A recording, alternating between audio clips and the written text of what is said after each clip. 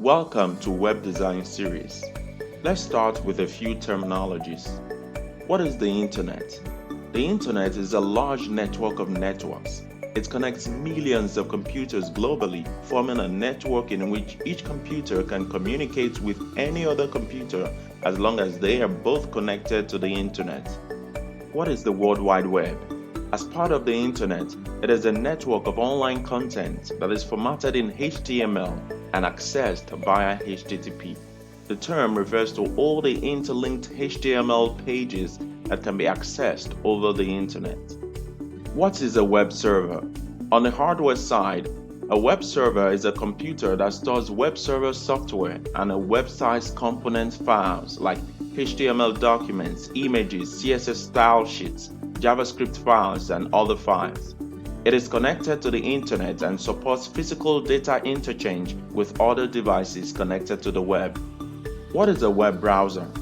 A browser is a software application used to locate, retrieve, and display content on the World Wide Web, including web pages, images, videos, and other files. You probably already know popular web browsers like Google Chrome, Mozilla Firefox, Microsoft Edge, and Safari for iOS devices. So then, what happens behind this scene when you visit a website? If you enter a web URL on your browser, the client, the web browser, sends a request to the server to see an index page. The server then locates the index page and sends it back to the client as a response. Servers, like other computers, are identified by IP addresses. So, how is it possible that web browser addresses containing alphabets can reach servers identified by numbers? The domain name system DNS is responsible for this. It resolves a web address by matching with the server IP address. Without this system, keeping track of websites would be quite tasking.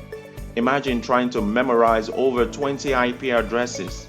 On the other hand, it is easier to memorize names like google.com, facebook.com, and sgrolinks.com. In the next video, I will discuss the two things you need to make your web files available on the Internet.